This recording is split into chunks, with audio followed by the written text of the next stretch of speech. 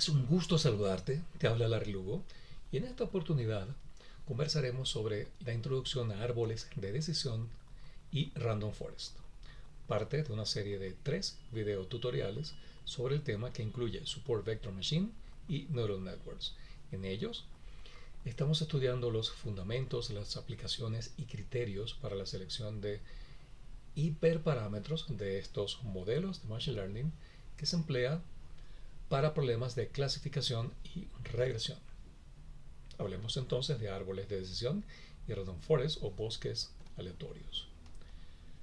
Random forest se basa en el algoritmo tree, es decir, en árboles de decisión. ¿Pero qué son los árboles de decisión? ¿Cómo se interpretan? ¿Y qué hiperparámetros podemos seleccionar en ellos? Veamos. Supongamos que tenemos estos datos. Una variable de clase, aprobado, que tiene dos categorías, no aprobó y sí aprobó. Para cada una de estas clases está asociada la nota que el alumno obtuvo en esa evaluación, actividad o curso en particular. El algoritmo tiene que aprender a partir de qué nota el alumno aprueba, en este caso es 55, o desaprueba.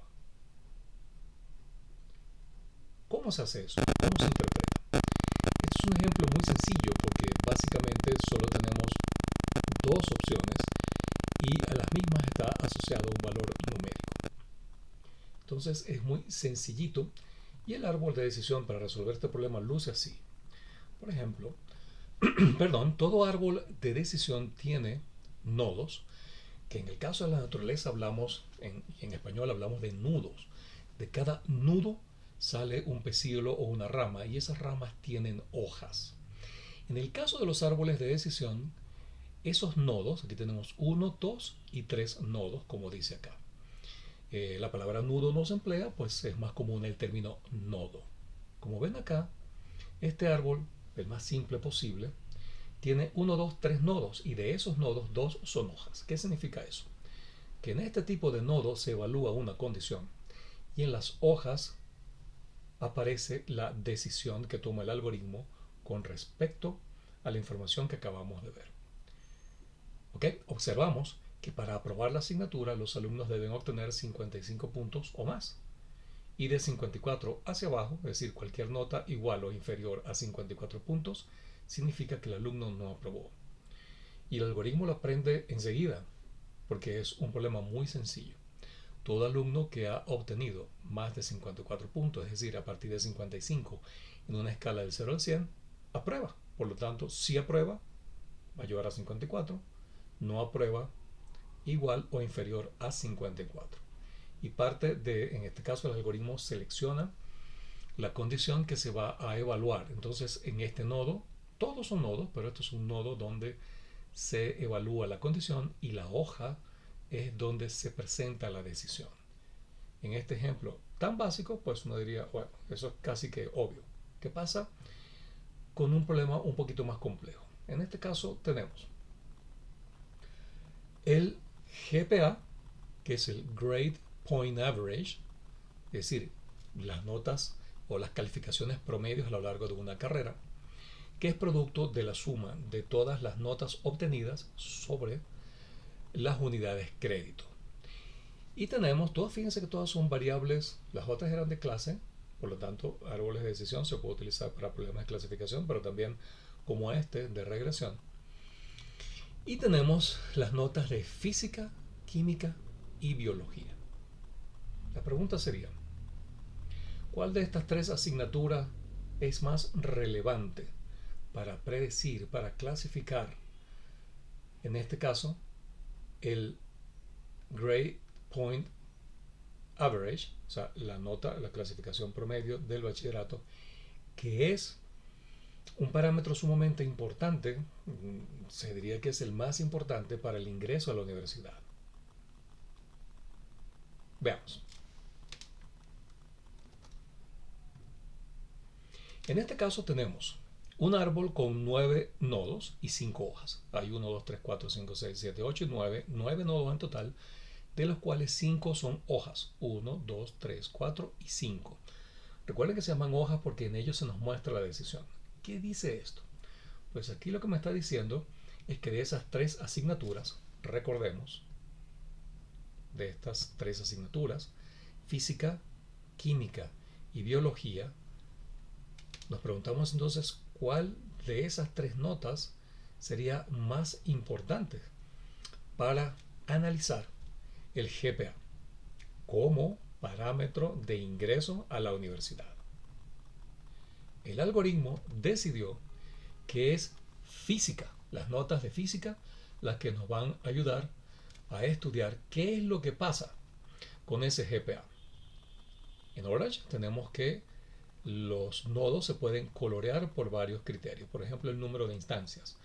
Cuanto más número de instancias, por ejemplo 66, es más oscurito, es un celestito más oscuro. Y así por lo consiguiente. Aquí tenemos 18 instancias y es más clarito. Y podemos entonces diferenciar los nodos de esa forma. Me gusta mucho el valor promedio porque como pueden ver el contraste es mejor. Y por aquí destaca este verdecito que es de 3,8. Y el GPA se expresa usualmente en una escala del 0 al 4. De todos estos GPA el más alto es 3,8 y de esa manera yo puedo identificar con un algoritmo tan sencillo como el de árboles de decisión que tengo 11 alumnos que tienen 3,8 en su GPA. ¿Y eso cómo podemos llegar a esa conclusión? Que en este caso es una decisión del árbol. Pues justamente el árbol comienza con las notas de física. Si esas notas en física son mayor a 78, entonces nos encontramos con 14 instancias, o sea, 14 alumnos que tienen 3,1 más menos 0,1 en su GPA. En el caso de aquellos alumnos que tienen 78 o menos de puntuación en física, hay 52 instancias, de las cuales quienes obtuvieron más de 67 en física alcanzaron 3,8 de GPA.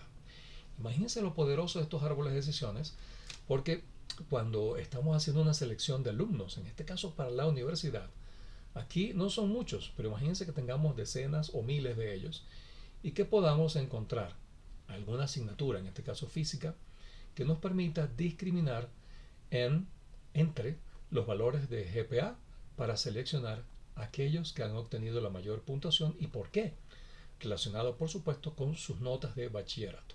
Y así por lo consiguiente, para las distintas condiciones, en este caso este nodo evalúa una condición de física que es un valor menor o igual a 67 y nos va mostrando las decisiones o qué es lo que pasa con el GPA en cada uno de esos casos, como la nota de física como variable predictora del GPA. ¿Qué tenemos aquí? Pues aquí podemos regular, por supuesto, el zoom y también la anchura. Este es un árbol de decisión muy sencillito, pero cuando son complejos estos controles son bastante útiles. Podemos desplegar la profundidad de los árboles. Podemos, por ejemplo, para hacerlo más interpretable, decidir que quiero ver solo 2 niveles o 5 niveles como lo tenía ahorita. Hay 1, 2, 3, 4, 5 niveles. Recordemos, 9 nodos, que son todos y cada uno de los nodos que podemos ver allí. Y 5 hojas, 1, 2, 3, 4 y 5. 1, 2, 3, 4 y 5. ¿Ok? 1, 2, 3, 4, 5 hojas, que es donde ya no hay más posibilidades de clasificación. Más 1, 2, 3, 4 serían 9 nodos y 5 hojas. En la analogía a los árboles, como ya vimos. ¿Qué parámetros, en este caso hiperparámetros, podemos seleccionar para darle forma a este árbol de decisión? Entonces abrimos aquí nuestro widget del árbol de decisión y vamos a ver qué efecto tiene. Por ejemplo, podemos seleccionar la opción de inducir un árbol binario. En el caso de aprobó o no aprobó sería ideal. Podemos establecer el número mínimo de instancias en cada hoja. Recuerden que en cada hoja aquí tenemos 14 instancias, 11 instancias, etc. Se ha seleccionado el número 10. Por lo tanto, en ninguna de estas hojas vamos a tener menos de 10 instancias. Es decir, le estamos diciendo al árbol de decisión que evalúe 10 instancias para cada una de estas condiciones que estamos estableciendo. También podemos decirle que no divida esos árboles cuando nos encontramos con un subconjunto de instancias de 5 o menos. Es decir, que cuando el algoritmo está clasificando o está analizando las instancias, cuando llega a 5, que por ejemplo no ha clasificado o no ha analizado, ahí se detiene y no provoca, no genera estas divisiones. Podemos verlo acá. Si le decimos que el número de instancias en las hojas, por ejemplo, sea de 5, ¿ok? Logramos que el árbol se disgregue. ¿Por qué? Porque le estamos permitiendo que en cada hoja ahora tengamos un mínimo de 5 instancias para evaluar. Sí, pues puede ser útil dependiendo de cuál sea el objetivo que nosotros estamos persiguiendo, pero cuando los árboles se hacen muy complejos, que tienen muchos niveles, muchas hojas, muchos nodos, entonces podemos aumentar este número de instancias. Y pues el factor más importante es garantizar que tengamos un número de observaciones suficiente para que la condición sea evaluada con confianza. 5, 10, 20, eso dependerá del tipo de estudio, como siempre, y la naturaleza de los datos. Recuerden que estos hiperparámetros se seleccionan manualmente y no existe un precedente ideal para un problema en particular. Tenemos que hacerlo de manera empírica por ensayo y error hasta encontrar hiperparámetros que me puedan describir el problema de acuerdo con mis intereses. Entonces, fíjense, si decimos que el número de instancias de las hojas es de 5, en cada una de estas hojas vamos a tener 5 instancias o más. Si le decimos, por ejemplo, que no divida, o sea, no genere estas divisiones a partir de los nodos en subconjuntos de datos más pequeños que 5, pues eso también va a afectar la forma en que vamos a ver el árbol. Finalmente podemos limitar el número máximo de la profundidad del árbol. ¿Qué es la profundidad? Estos niveles. Aquí tenemos 1, 2, 3, 4, tenemos 5 niveles. ¿Okay? 1, 2, 3, 4 y 5. Fíjense que aparece entrecortado, pero tenemos el zoom al mínimo. Entonces, si se me sale de la ventana o incluso resulta un poco difícil su interpretación, nosotros podemos simplificarlo agrupando las instancias que queremos analizar, como por ejemplo este, que es más fácil de analizar en cada una de las hojas. ¿Okay? Y bueno, si queremos una profundidad máxima de 5, vamos a suponer que ahora la llevamos a 3. ¿Okay? Y aquí ponemos una profundidad también de 3 niveles. Entonces ahora tenemos 1, 2, 3 niveles de profundidad. Y obviamente es más fácil de interpretar. Ahora, responde eso a la pregunta de mi estudio. Eso es lo que ustedes tienen que responder. Y en función de ello ajustar estos parámetros. Otro hiperparámetro que podemos establecer es el de clasificación y sería de un porcentaje. Cuando se haya ya clasificado, en este caso el 95% de las instancias, detente y el algoritmo se detiene. Básicamente eso es un árbol de decisión y allí en orange pues, nos muestra los hiperparámetros que podemos fijar. Como les decía, los hiperparámetros son manuales. No son producto de un proceso de entrenamiento, al contrario, los hiperparámetros son los que producen los parámetros de los algoritmos que hemos estado estudiando. Veamos ahora un ejemplo un poquito más complejo ya para terminar de ilustrar qué es un árbol de decisión, qué hiperparámetros podemos seleccionar para una sintonía fina y cómo podemos interpretarlo. En este caso tenemos perfil de prospectos. Dijimos que eran más de 45.000 instancias, tenemos 45.222 personas cuyos datos conocemos a nivel de educación, número de años que ha estudiado, el estado marital, ocupación, relaciones, etc. Imagínense que tenemos 45.222 prospectos para nuestros programas académicos. Imagínense lo interesante que sería perfilar a esas personas para luego segmentarlas y pues que a ellos llegue la oferta idónea de acuerdo con ese perfil. Eso es un caso muy interesante en el mundo académico y pues podemos resolverlo, podemos ayudarnos con un árbol de decisión. Acá se ha fijado, por ejemplo, en estos parámetros, hemos fijado ya un mínimo de instancias de hoja de 10, no dividir los subsets cuando sean más pequeños de 20, o sea, si me quedan grupos para clasificar de 20 o menos, y ahí no debería existir una división para que el árbol no sea tan complejo. Y pues fijamos la máxima profundidad de ese árbol en 10 con un porcentaje de clasificación de 95. ¿Cómo luce este árbol? Pues yo puedo decidir acá cuántos niveles visualizar. Y en este caso estoy estableciendo también que las aristas sean relativas a su nodo padre, a su pariente superior. Una arista más oscura, más gruesa, significa que hay más instancias que corresponden a esa condición. Por ejemplo, partiendo de esas 13 características socioeconómicas e incluso culturales que tenemos en esa base de datos, podemos observar que a partir de la relación, por ejemplo, si es esposa o es esposo, si no está o no pertenece a una familia o tiene otro tipo de familiar, tiene hijos propios o no está casado, ¿okay? Y así por lo consiguiente podemos identificar acá estos cuadros rojos que me indican que esas personas tienen ingresos de más de $50,000 al año. ¿Y por qué eso es importante?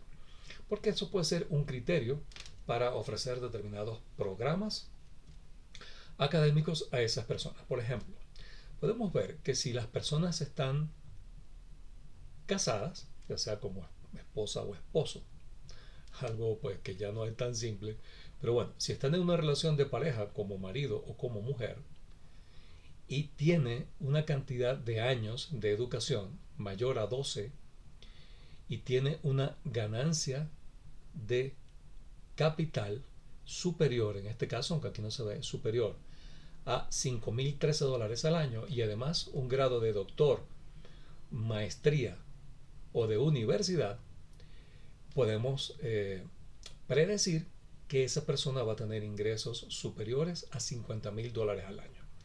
Imagínense llegar a esa conclusión a partir de 45,222 registros con 13 variables socioeconómicas y también culturales, porque una de ellas es el país de origen y por lo tanto tiene que ver con su etnia. Entonces por acá el árbol de decisión nos muestra que una persona que está casada, ya sea en su rol de marido o mujer, tiene más de 12 años de educación, una ganancia de capital superior a $5,013, entonces tendrá un ingreso anual, aparte de tener un grado de doctor, de maestría o de universidad, superior a $50,000. ¿Quiénes más pueden tener un ingreso superior a $50,000? Por ejemplo, otros que no están en una relación como marido o mujer, de hecho no pertenecen a un núcleo familiar, tienen otro tipo de parientes, por ejemplo primos, etcétera. Pueden tener sus propios niños o incluso ser solteros. Si tienen una ganancia de capital superior a $6,849, entonces podemos predecir que esa persona soltera, por ejemplo, pero que tiene una ganancia de capital de más de $6,849 al año, puede tener ingresos superiores a $50,000. Y así podríamos seguir desgranando los perfiles de esos posibles candidatos a nuestros programas académicos simplemente con un árbol de decisión. Acá podemos jugar, por supuesto, con los distintos niveles. Por ejemplo, fíjense, si decidimos ver 6 niveles, entonces nos vamos a encontrar con árboles de decisión más complejos. Y esa digamos que es una de las cosas a tener en cuenta porque cuando tenemos muchos niveles, nodos y hojas, entonces los árboles pueden ser un tanto complicados de interpretar. Sin embargo, como ya dijimos, depende del objetivo que ustedes estén persiguiendo, pues hay que ajustar tanto los parámetros como las visualizaciones para poder encontrar aquello que estamos buscando. Insisto, en los hiperparámetros no hay un ideal previo para cada problema. Tenemos que hacerlo, por eso son hiperparámetros, porque el analista lo selecciona, lo determina. Bien, estos son los árboles de decisión. ¿Qué tienen que ver entonces los árboles de decisión con random forest o bosques aleatorios? Te lo muestro enseguida. Random forest, como dijimos, se basa entonces en el algoritmo árbol de decisión. Comienza con un conjunto de datos de entrenamiento y los divide en subconjuntos aleatorios. Por eso se llama random forest o árboles aleatorios, porque ese conjunto de datos de entrenamiento los divide a través de la técnica llamada bootstrapping que es un muestreo al azar con reemplazo, y así vamos a tener subconjuntos aleatorios más o menos parecidos, ¿ok? Pero que en suma cada uno de ellos genera un árbol de decisión distinto. Cuando se ingresa en una nueva instancia, el algoritmo la evalúa y gana aquella categoría que recibe más votos. ¿Cómo es eso? Bueno, este es el árbol de decisión que acabamos de ver, el que incluye el tipo de relaciones y para predecir, por ejemplo, si ese prospecto puede ganar o no más de $50,000 al año y así segmentar esa población para ofrecerle programas de acuerdo con su perfil socioeconómico. Random Forest es una mejora del método del árbol de decisión o del algoritmo del árbol de decisión. ¿Por qué? Supongamos que tenemos aquí un conjunto de datos con 10 atributos y una clase. El algoritmo lo va a dividir en subconjuntos aleatorios, ¿ok? A través del método conocido como bootstrapping, que es un muestreo al azar con reemplazo.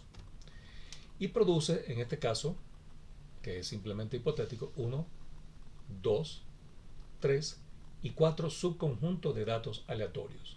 A partir de ese conjunto de datos aleatorios, crea un árbol de decisión que, como pueden ver acá, tiene distinta topología. Su forma es totalmente diferente. Tenemos algunos que tienen, por ejemplo, 2 niveles. Este tiene 1, 2, 3 y 4 con distintos números de nodos y de hojas. Por ejemplo, el último es un bosque muy frondoso. ¿Cómo, en este caso, cómo clasifica Random Forest a una instancia desconocida? ¿Cómo saber si esa instancia pertenece a A, B, C o D? Pues cada uno de esos árboles generados a partir de un subconjunto aleatorio va a hacer una clasificación. Aquella clasificación que obtenga más puntos, en este caso la B, es la que el algoritmo decide como clasificación final. ¿Y qué pasa si es un número? Pues en el caso de un número, cada árbol va a calcular un valor y el resultado final es el promedio de esos valores. Por ejemplo, a partir de 77, 82, 79 y 90 calcula el 82. Otra variación de, digamos que son métodos de ensamble, tanto Random Forest como Gradient Boosting o incremento del gradiente se conocen como métodos de ensamble porque utilizan varios árboles de decisión. La diferencia de Gradient Boosting con respecto a Random Forest es que estos modelos están formados por un conjunto de árboles de decisión individuales, pero entrenados de forma secuencial, de tal manera que cada nuevo árbol trata de mejorar los errores de los árboles anteriores. La predicción de una nueva observación se obtiene agregando las predicciones de todos los árboles individuales que forman el modelo. Gradient Boosting y Random Forest, al igual que los árboles de decisión, son utilizados hoy en muchos problemas de clasificación y de regresión con mucho éxito porque se conocen muy bien y son fácilmente interpretables. Así que son un referente dentro del ámbito predictivo debido a esos buenos resultados que se generan en problemas muy diversos, no solamente del ámbito educativo. Pero bueno, ¿cómo podemos hiperparametrizar Random Forest en Orange? Pues básicamente se hace de manera muy similar a cómo lo realizamos para un árbol de decisión individual. Cabe destacar que Random Forest no se puede visualizar como los árboles de decisiones individuales, ¿sí? Que es muy útil ese grafiquito del árbol, pues es muy útil. Fíjense cómo llegamos a ciertos perfiles muy fácilmente a partir de más de 45,000 registros y prácticamente sin esfuerzo. Entonces veamos cómo seleccionamos y qué criterios, por supuesto, emplear para los hiperparámetros de un Random Forest. Aquí tenemos el conjunto de datos de aprobado, sí o no, más la nota correspondiente que ya hemos venido estudiando. ¿Cómo trata Random Forest ese tipo de problema? En este caso, fíjense que lo que vamos a ver acá con Random Forest ya no es un árbol, sino que vamos a ver el resultado de la clasificación, como lo hemos venido haciendo. Los invito a que vean los otros videos de esta serie, donde hemos explicado esto con más detalle, cómo colocar aquí X tanto en el eje X como Y. En este caso tenemos la predicción que hace Random Forest de la clase correspondiente, a si aprobó o no aprobó, y la etiqueta aprobado que corresponde a los valores reales en el conjunto de datos original. ¿Qué parámetros entonces podemos fijar? Bien, en Random Forest podemos fijar el número de árboles, por supuesto. Así nosotros podemos ir decidiendo cuántos árboles queremos en ese bosque, cuántos árboles de decisión independientes queremos en ese bosque. La idea de esto es que ustedes vayan cambiando esos parámetros e ir viendo el resultado de esa clasificación para más tarde compararlo a través de Test and Score con otros modelos de predicción o de clasificación. El número de atributos a considerar en cada una de esas ramificaciones de los árboles también podemos fijarlo. Por ejemplo, en este caso, como solamente son dos, si nosotros seleccionamos acá 2, vamos a obtener un error. Se los muestro por aquí. Vamos a ver. Aquí vamos a obtener un error en Test and Score porque solamente tenemos una variable que tiene 2 clases. Así que el número de atributos no alcanza, por ejemplo, para dividir las instancias en base a esta selección. Así que aquí no aplica porque es un problema muy simple. Recuerden que es aprobado sí o no. Así que aquí no aplica y desaparece el error. Tengan eso en cuenta porque cuando es una data sencilla como esta, algunos parámetros pueden provocar ese tipo de respuesta. Esta opción es muy importante porque si queremos que esos conjuntos aleatorios, esos subconjuntos aleatorios de datos a partir de los cuales se construyen los árboles al azar, queremos que la respuesta sea más o menos consistente a partir de su conjunto de datos más o menos equivalentes, entonces tenemos que seleccionar esta opción, Replicable Train. Es decir, que en ese entrenamiento su conjunto de datos sea más o menos parecido y no tan divergente. Nosotros podemos seleccionar también la distribución, digamos el balance de la distribución por clases balanceadas, que en ese caso cada una de las clases, como dice allí en esa ayuda, ¿verdad? La clase, el peso de la clase es inversamente proporcional a sus frecuencias. ¿Okay? Lo vamos a mostrar. El peso de las clases es inversamente proporcional a sus frecuencias. Esto es importante cuando las frecuencias son desbalanceadas. Por ejemplo, si tuviéramos un 15% de alumnos aplazados y un 85% de alumnos aprobados. Allí valdría la pena entonces seleccionar esta opción. Luego tenemos el control del crecimiento, es decir, de la frondosidad de ese bosque. Podemos limitar la profundidad de los árboles individuales como ya lo hicimos, ¿verdad? Si queremos 3 niveles o más. Este problema es muy sencillo, por lo tanto no amerita tantos niveles ni tanta profundidad. Y luego lo que ya vimos en los árboles individuales, no divida los subsets de datos que contengan menos de este número de instancias. Es decir, que cuando ya siga clasificando o analizando los datos que vayan quedando, las instancias que vayan quedando sin clasificar, sin analizar, y cuando lleguemos a 5, pues ya ese número no va a implicar una nueva división, en este caso de hojas, de ese árbol, porque pues ya es un número muy pequeño. ¿De qué dependen estos números? Este problema es muy sencillo, pero imagínense en el caso de los 45.000 registros, nosotros podemos incrementar cuanto más registros, más instancias tenemos, podemos incrementar estos números porque en cada una de esas hojas, por ejemplo, no es lo mismo evaluar una condición solo con 5 datos que con 10 o con 20, obviamente. Mientras más datos sirvan para evaluar una condición, vamos a tener un resultado más confiable. Pero si la data es muy sencilla, no tiene sentido, por ejemplo, indicar que no existan subdivisiones de esos árboles cuando tenemos un pequeño número de instancias sin clasificar, como por ejemplo 5. Entonces, en conjunto de datos muy grandes, nosotros podemos emplear aquí números mayores. Y básicamente eso es lo que podemos hacer con los árboles de decisión y con random forest o bosques aleatorios. Como este es un problema realmente muy sencillito, nosotros no vamos a ver aquí grandes diferencias con estos ajustes. Y en este caso estamos hablando de un problema de clasificación, mientras que en el de las características socioeconómicas de esos 45.000 prospectos teníamos un caso de predicción, ¿okay? Pero con variables numéricas. Aquí podemos ver que el desempeño es relativamente bueno. El modelo dice que el alumno sí aprobó, ¿sí? El valor predicho es rojo, por lo tanto sí aprobó, y el valor real en la data es sí, Por lo tanto, coinciden perfectamente los valores predichos con los valores reales. Con algún errorcito como este, aquí tenemos un valor azul que debería corresponder o no, y es sí.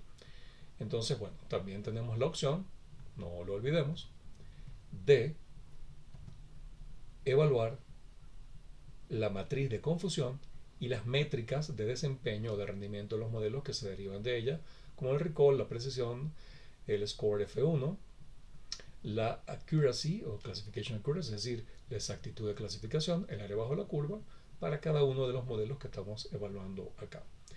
En este caso tenemos Random Forest, que tiene un área bajo la curva bastante buena, lo mismo que el resto de los parámetros.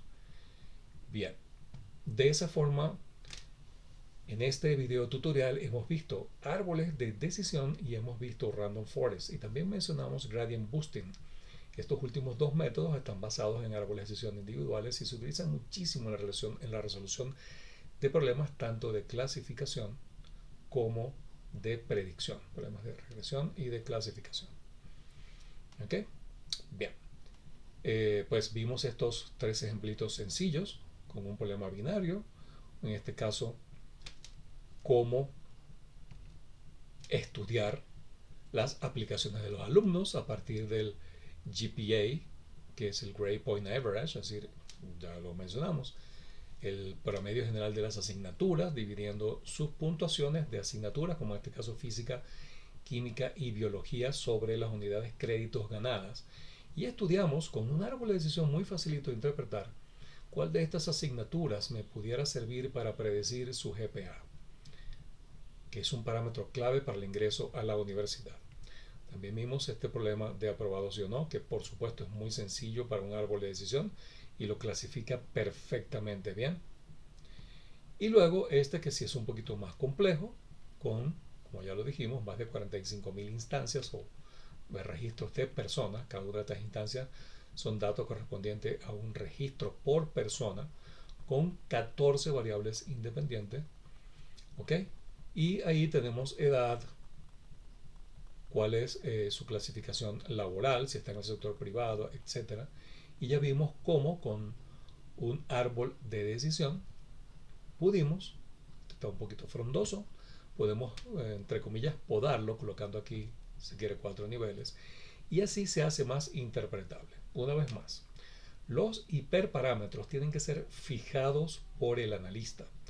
No existe una preconcepción, una ley, un criterio universal que diga que X número de niveles o de nodos o de hojas van a ser mejores o peores que otros. Será mejor o peor en la medida en que responda a la pregunta de esa investigación, que nos permita evaluar hipótesis, que nos permita obtener un resultado, en este caso un perfil. ¿Ok? Así que entiendo que han expresado en algunas oportunidades esa duda de qué parámetro fijar. La respuesta es aquel parámetro que funcione de acuerdo con la naturaleza de los datos y del estudio, así como los objetivos de la investigación que estén realizando. Bueno, como siempre ha sido un gusto. Los invito a que vean el tercero de estos videos, que es el de redes neuronales, y lo mismo, estudiaremos en ese tutorial los fundamentos de las redes neuronales y los criterios para seleccionar hiperparámetros de manera de tener un desempeño idóneo en ya sea problemas de clasificación o de regresión que ustedes tengan que analizar. Eso lo Larry Lugo, y como siempre, un gusto. Hasta pronto.